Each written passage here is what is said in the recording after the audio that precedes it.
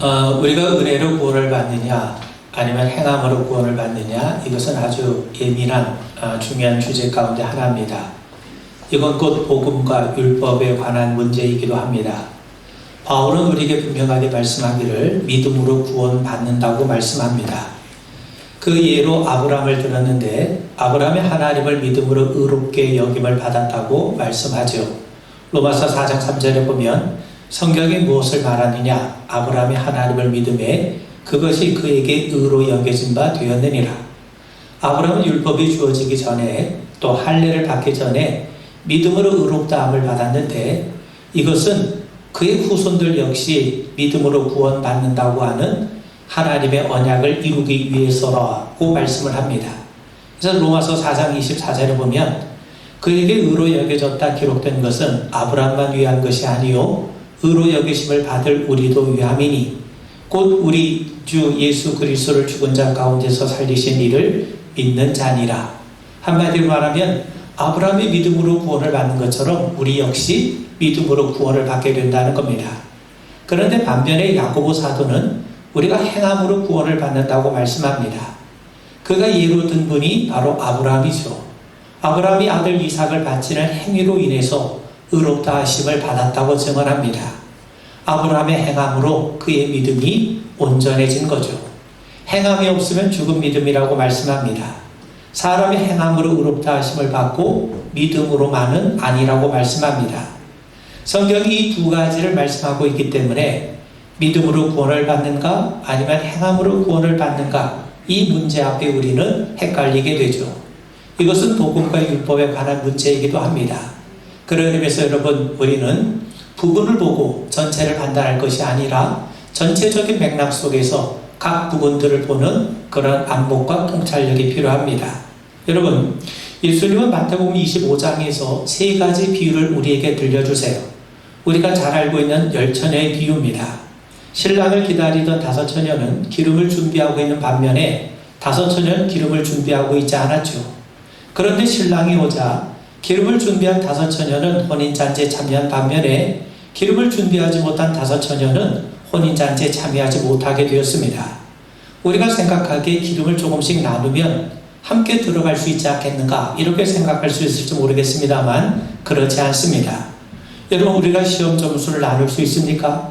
100점 맞은 자가 한 10점 정도를 친구에게 내어줄 수 있습니까? 그럴 수가 없죠. 마찬가지입니다. 예수님은 이 비유를 통해 마지막 하나님의 심판대 앞에서 우리가 결코 나눌 수 없는 것이 있음을 우리에게 말씀해 주고 있습니다.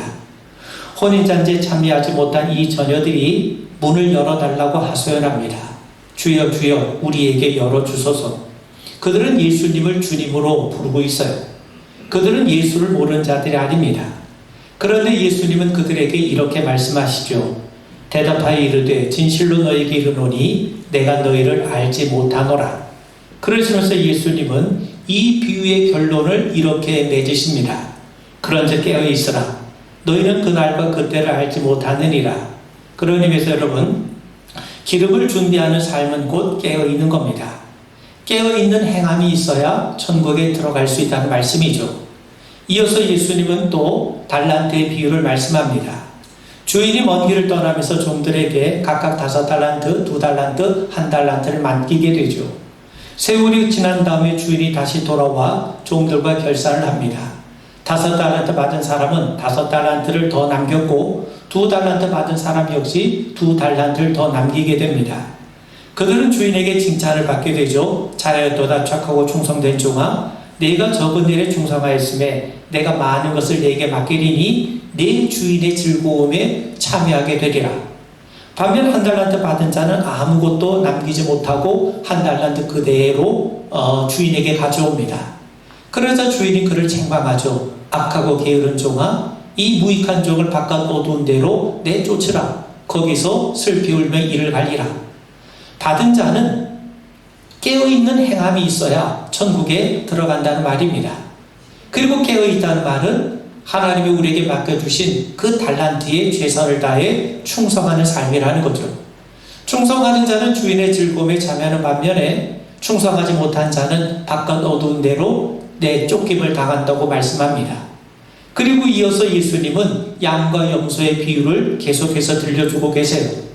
예수님께서 마지막 때에 양과 염소를 구분한 것처럼 창세로부터 예비된 하나님의 나라를 상속받을 자와 상속을 받지 못할 자를 나누십니다. 예수님은 하나님 나라를 상속받을 자들에게 이렇게 말씀하세요. 내가 줄일 때 너희가 먹을 것을 주었고 목마를 때 마시게 하였고 나그네 되었을 때 영접하였다. 그러면서 지극히 작은 자에게 한 것이 곧 내게 한 것이라고 말씀합니다. 예수님은 그들의 선한 행위를 인정하시고 칭찬하셨던 거예요. 반면 하나님 나라를 상속받지 못할 자들에게는 내가 줄일 때 너희가 먹을 것을 주지 아니하였고 목마를 때 마시게 하지 아니하였고 나그네 되었을 때 영접하지 아니하였다고 책망하세요. 그러면서 지극히 작은 자에게 하지 않은 것이 곧 내게 하지 않은 것이라고 말씀합니다. 주님은 그들에게 선한 행함이 없음을 책망하셨던 거죠. 그러기 위해서 여러분, 예수님은 마태복음 25장에서 세 비유를 통해 우리의 행함과 영생이 관계가 되어 있음을 우리에게 말씀해 줍니다. 그렇다면 여러분, 구원은 믿음으로 받는 것인가? 아니면 행함으로 이루어지는 것인가? 믿음을 말씀하는 복음과 행함을 강조하는 율법은 도대체 어떤 관계에 있는가? 여러분, 이것이 우리가 풀어야 될 문제입니다. 여러분, 그런 의미에서 우리가 믿음만 강조하는 것이 아니라 믿음만 강조하고 행함을 배제하는 것도 성경이 말씀하는 것이 아니고, 그렇다고 행함을 강조함으로써 믿음을 등한시하게 여기는 것도 성경이 우리에게 말씀하는 것이 아닙니다. 전체적인 맥락 속에서 우리는 은혜와 행함, 믿음과 행함의 이 관계를 우리가 분명히 살펴봐야 될 줄 믿습니다. 여러분, 복음과 율법은 서로 배타적인 것이 아닙니다. 은혜와 행함이 서로 동떨어지거나 분리된 것이 아닙니다. 그런데 중요한 것은 언제나 이 양자의 관계에서 우선권이 어디 있느냐, 순서가 어디에 있느냐 하는 겁니다. 언제든지 은혜가 앞선다는 사실입니다. 여러분, 노아를 잘 아시죠? 세상이 죄로 물들었을 때 하나님이 한탄하시며 세상을 심판하기로 작정을 하세요. 그런데 성경은 그때 노아의 상태를 어떻게 묘사하냐면 창세기 6장 7절 8절을 보면 내가 창조한 사람을 내가 지면에서 쓸어버리되 사람으로부터 가축과 기는 것과 공중의 새까지 그리하리니 이는 내가 그것을 지었음을 한탄함이니라. 그러나 노아는 여호와께 은혜를 입었더라. 노아가 하나님께 은혜를 입었다고 말씀합니다. 입었다는 말을 그 히브리 말로는 맞자라고 하는데 발견했다는 뜻입니다. 그러니까 결국 그 말은 노아는 하나님이 내 삶 속에 베푸신 은혜를 발견했다는 거예요. 하나님의 은혜가 나에게 있다는 사실을 깨닫자 그는 의인으로 또 당대의 완전한 자요 하나님과 동행하며 살 수 있었다는 겁니다. 여러분, 8절에 보면 노아가 하나님 앞에 은혜를 입었다고 말씀하고 있고, 그리고 9절에 보면 노아는 의인이요 당대의 완전한 자라 그가 하나님과 동행하였으며 라고 말씀합니다. 이 양자를 우리가 조화를 이뤄보면 노아는 은혜를 받은 자예요. 하나님의 은혜를 발견한 자입니다. 하나님의 은혜를 아는 자죠. 그래서 그 은혜에 따라 살아가다 보니까 의로운 길을 걸을 수 있었고 완전한 삶을 추구할 수 있었고 하나님과 동행하며 살 수 있었던 겁니다. 그래서 그는 오랜 기간 숱한 사람들의 조롱과 비방 속에서도 방주를 지을 수 있었던 것이죠. 방주를 짓는 구체적인 행함에 앞서 하나님의 은혜가 그에게 임했다는 겁니다. 그리고 그 하나님의 은혜가 그로 하여금 방주를 짓는 구체적인 실천을 가능하게 했다는 겁니다. 그러므로 여러분, 우리는 하나님의 은혜로 구원을 받은 자입니다. 믿음으로 구원을 받은 자죠. 우리는 그 하나님이 우리에게 베푸신 은혜를 아는 자입니다. 그런 의미에서 행함은요, 믿음에 대한 구체적인 응답이요 반응입니다. 하나님의 은혜가 임합니다. 그러자 그 하나님의 은혜에 힘입어서 노아는 의롭게 살았고 완전한 삶을 추구했고 또 하나님과 동행하며 살 수가 있어요. 그 결과 그는 숱한 사람들의 비아냥과 조롱 가운데서도 방주를 만들려고 하는 하나님의 말씀에 온전하게 순종할 수 있었던 겁니다. 그런 의미에서 노아가 방주를 짓는 그 구체적인 이 행함 이전에 하나님의 은혜가 있었음을 우리는 반드시 기억을 해야 됩니다. 하나님께서 이스라엘 백성들에게 율법을 주세요. 그런데 하나님께서 왜 그들에게 율법을 주셨는지 그 이유, 그 목적을 아는 것이 중요합니다. 하나님께서 율법을 행함으로 구원을 얻게 하기 위해서 율법을 주신 것이 아닙니다. 생각해 보세요. 이스라엘 백성들이 율법을 잘 지켰기 때문에 하나님의 택함 받은 백성이 된 겁니까? 그렇지 않습니다. 오히려 그들은 하나님의 은혜를 경험하고 난 다음에 하나님의 율법을 부여받습니다. 하나님께서 그들에게 십계명을 주신 장면이 출애굽기 20장에 기록되어 있어요.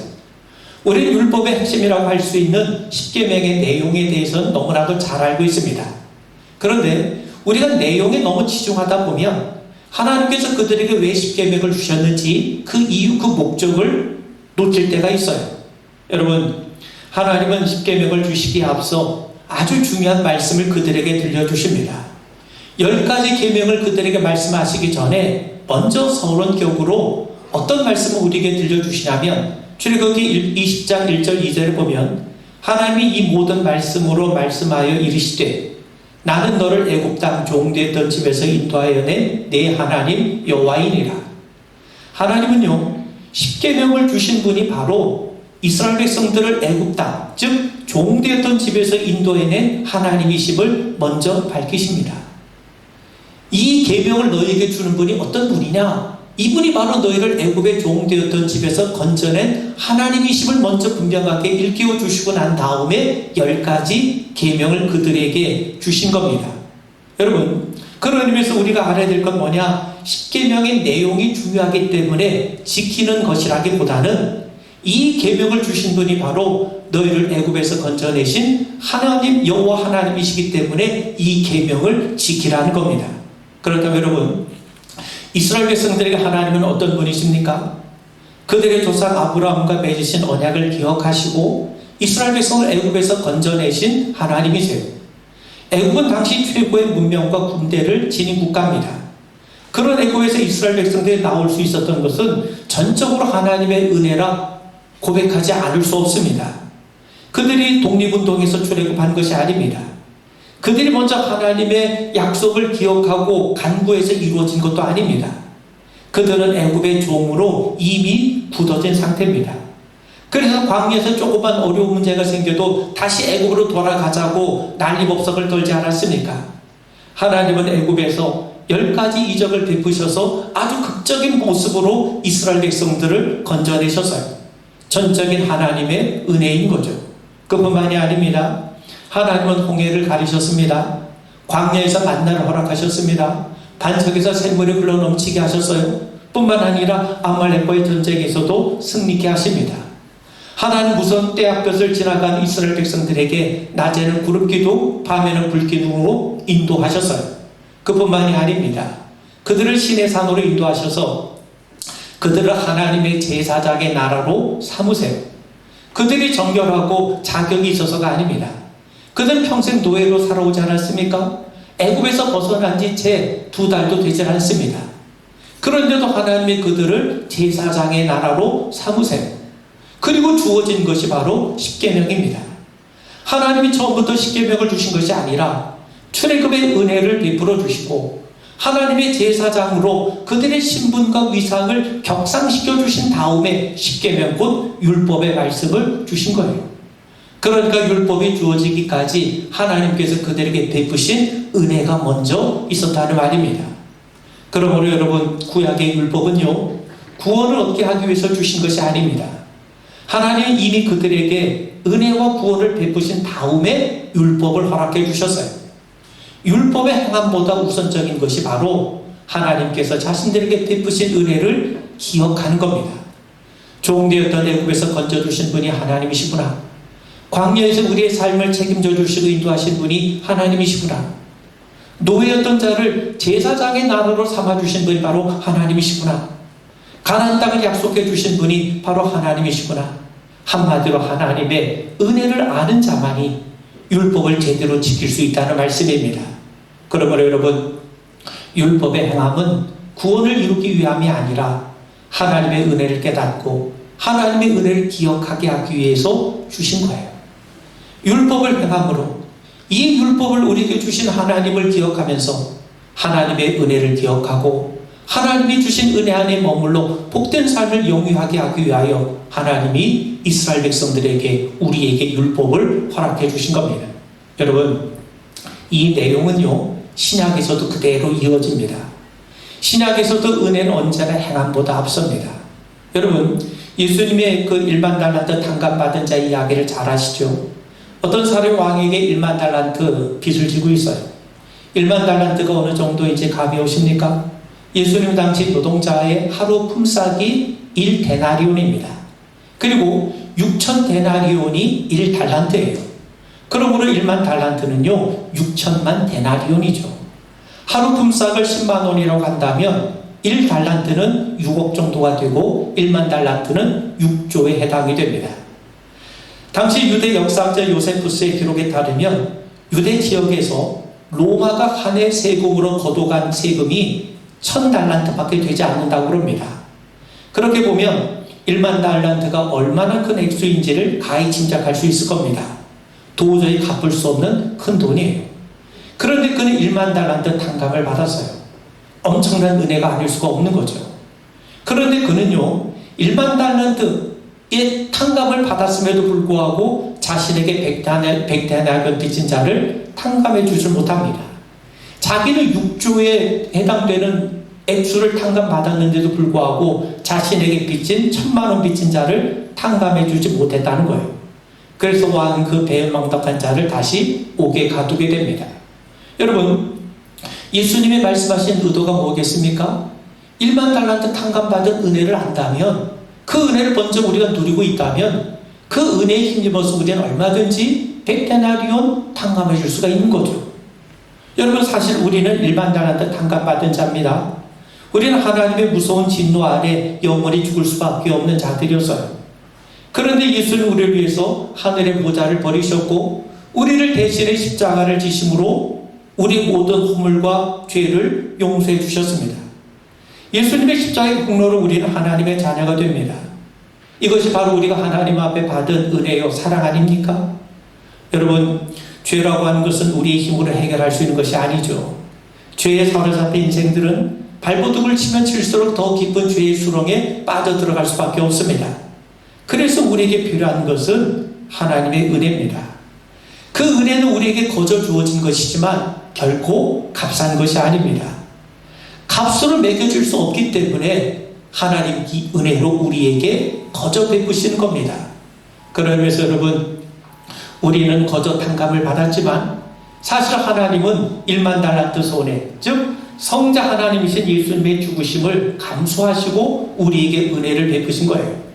그러므로 우리가 1만 달란트 탕감받은 은혜를 안다면 어찌 100데나리온 되는 그 은혜를 베풀지 않을 수 있겠습니까?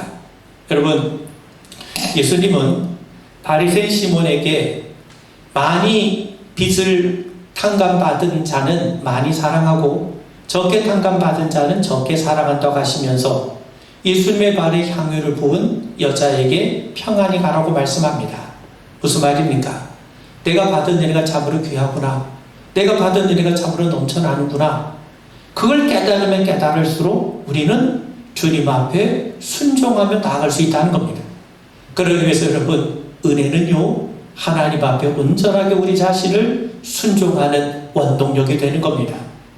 바울은요 우리에게 로마서를 기록해 주었습니다. 로마서는 전반부와 후반부로 나눌 수 있는데 그 로마서의 후반부가 시작이 되는 로마서 12장 1절 2절에서 바울은 이렇게 우리에게 권면합니다.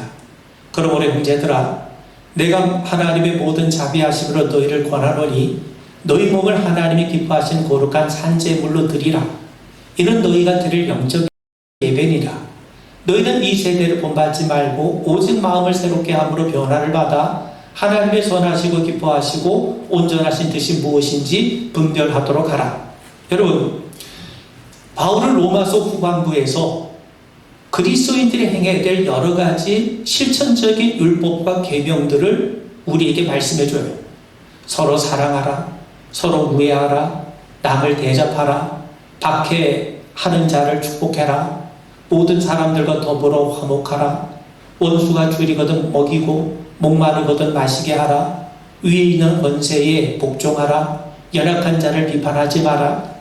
그런데 여러분, 바울이 우리에게 권면해 준 이 여러 많은 이 계명들은요, 우리가 결심한다고 실천할 수 있고 의지를 갖는다고 지켜줄 수 있는 것이 아닙니다. 여러분, 내가 누군가를 사랑하는 것이 의지를 갖고 됩니까? 내가 이제부터 사랑해야 되겠다, 그 마음 먹으면 저절로 사랑이 채워집니까? 내가 누구를 용서하는 것이 내 결심 가지고 됩니까? 내가 남을 대접하고 싶은 마음이 있다고 해서 그 남을 대접하는 것이 쉽습니까? 저절로 됩니까? 그렇지 않아요. 나를 미워하는 자를 축복하라고 했는데 나를 미워하는 원수를 내가 축복하는 것이 제정신으로 됩니까? 그렇지 않죠. 우리가 결심하고 의지를 갖는다고 해서 되는 게 아닙니다.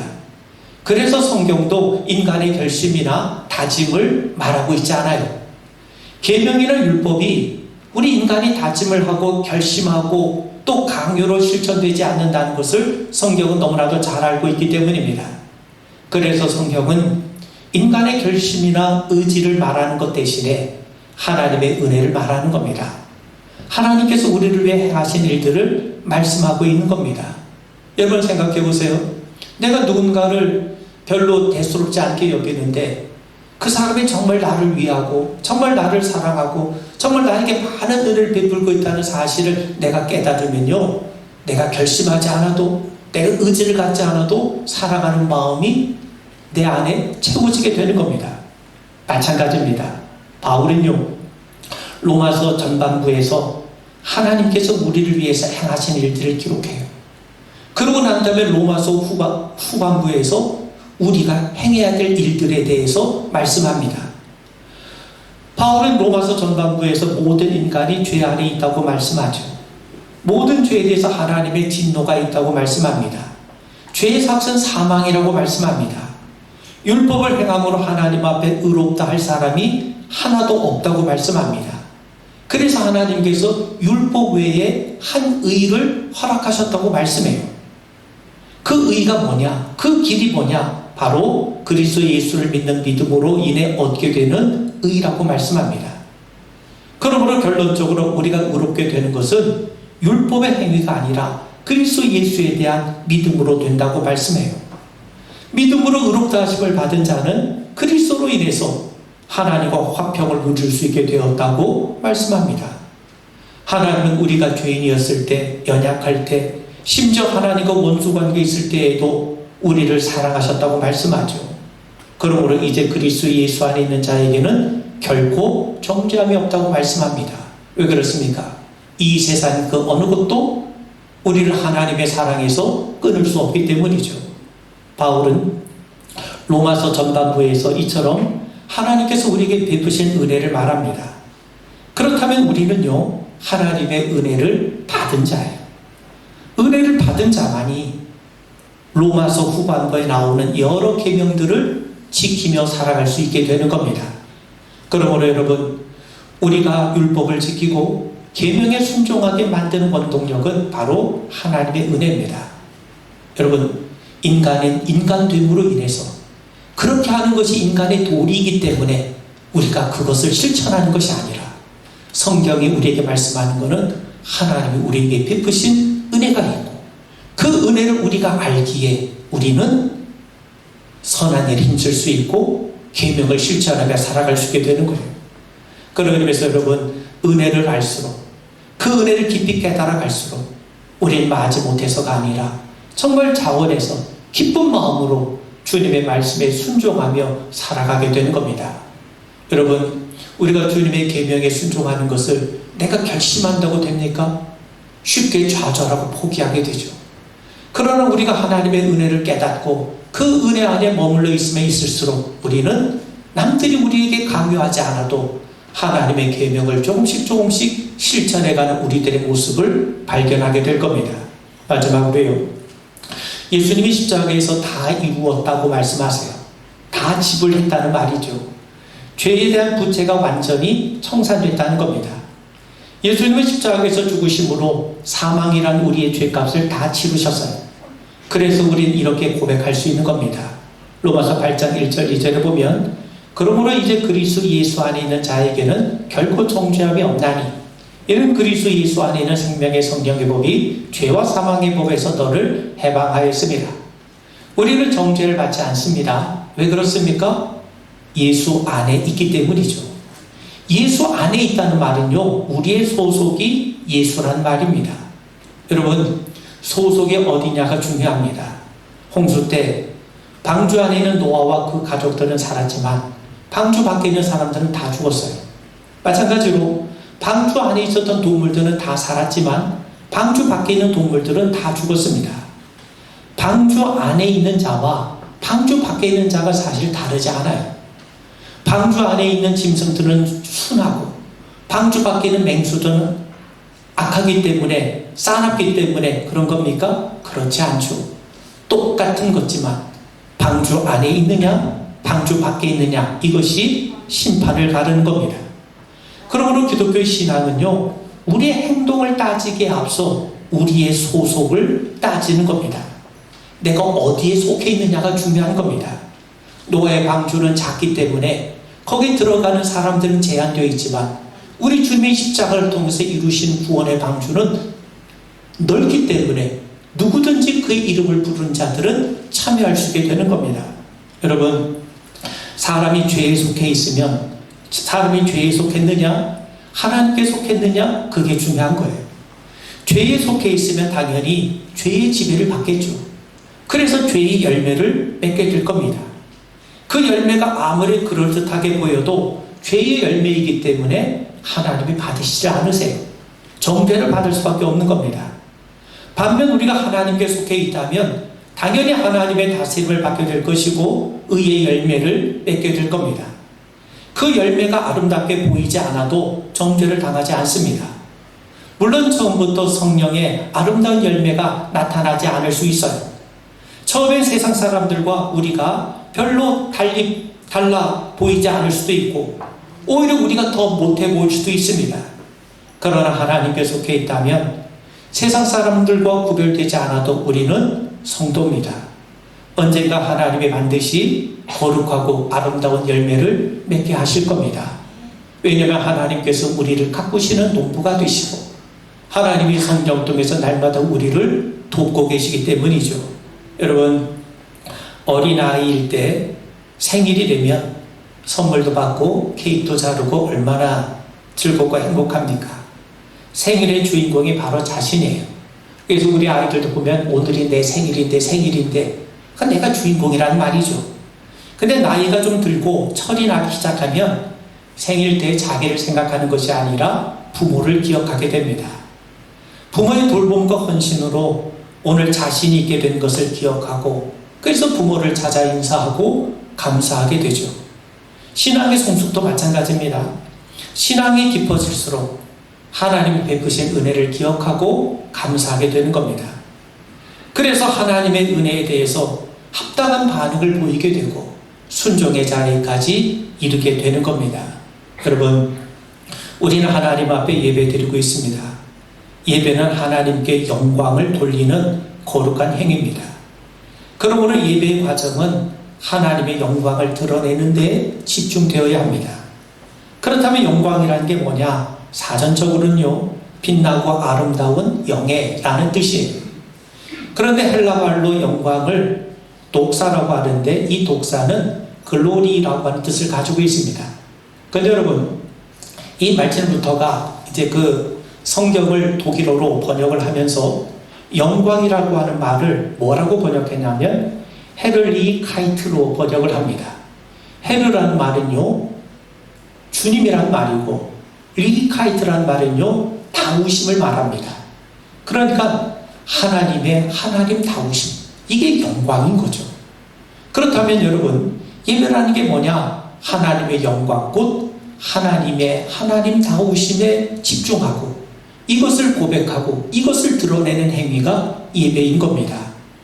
좀 더 구체적으로 말씀을 드리면 예배는요, 하나님의 어떤 분이신지 그분의 성품과 그분이 우리를 위해서 무슨 은혜를 베푸셨고 무슨 일을 행하셨는지를 우리가 기억하고 인정하고 고백하는 자리입니다. 여러분, 요즘은 성도들의 신앙적인 결단을 끌어내는 것으로 예배의 의미가 축소되고 있어요. 그것이 잘못이라고 할 수는 없지만 옳다고 할 수 없습니다. 우리가 예배를 통해 여러 가지로 하나님 앞에 결단하고 다짐하는 것은 필요합니다. 그런데 그것은요, 필요한 것이긴 하지만 본질적인 것은 아닙니다. 부차적인 겁니다. 하나님의 성품과 우리를 위해서 행하신 그 놀라운 일들, 하나님이 우리에게 베푸신 은혜와 하나님의 그리스도 예수를 통해서 우리에게 허락하신 구원의 역사에 집중하지 않으면 사실 여러분, 우리들의 영혼은 골다공증에 걸려요. 골다공증에 걸린 사람은 조금만 넘어져도 부러집니다. 그 말이 무슨 말이겠습니까? 우리의 의지, 우리의 노력으로 믿음 생활하는 게 아닙니다. 하나님이 우리에게 행하신 일들을 알고 또 성령께서 우리와 동행하심을 믿고 순종할 때 우리는 믿음의 길을 제대로 걸어갈 수 있게 되는 거죠. 결론으로 마칩니다. 구원은 은혜로 받아요. 구원을 이루기 위해서 인간이 할 수 있는 일은 없기 때문이에요. 그래서 하나님의 은혜로 선물로 주신 겁니다. 그런데 은혜 다음에 율법과 계명 준수가 따라옵니다. 우리가 정말 값지고 귀한 은혜 받았다면, 우리가 예수 안에 거한다면 예수님의 사랑과 말씀이 우리의 마음을 움직이며 더 나아가 우리의 몸도 움직이게 만듭니다. 이제 주님을 사랑하기에 주님의 말씀을 기쁘게 따르며 순종하게 되는 거죠. 여러분, 엄마가 우리 아이를 위해서 맛있는 음식을 차려놔요. 아이의 의지로 만들어진 겁니까? 엄마의 수고로 만들어진 거예요. 그런데 아이는 그 음식을 먹으면서 그 먹는 행위를 통해서 뭘 깨닫습니까? 엄마의 사랑을 맛보게 되고 누리게 되는 겁니다. 여러분, 태양의 열과 빛이 분리되지 않는 것처럼 복음과 율법, 은혜와 행함은 분리될 수 없어요. 그런데 은혜가 먼저입니다. 하나님이 우리를 위해서 행하신 것이 먼저입니다. 그래서 우리는 은혜를 받은 자입니다. 우리가 받은 은혜를 깊이 깨달을수록 우리는 순종의 자리에까지 나가지 않을 수가 없어요. 구원을 받기 위해서가 아니라 구원받았기에 주님을 사랑하기 때문에 행하는 거죠.